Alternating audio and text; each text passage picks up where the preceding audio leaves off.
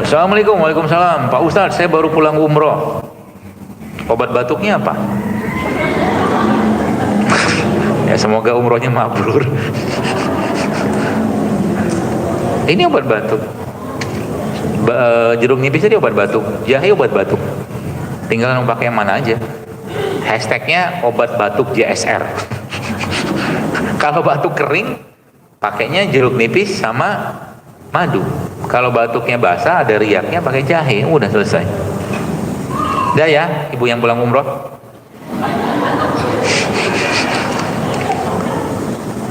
Jadi dengan hidup sehat kita niatkan kepada Allah agar kita bisa ya haji, umroh atau sholat yang mungkin sebelum ini sholatnya duduk, sekarang dengan hidup sehat bisa sholatnya berdiri dengan pahala yang sempurna.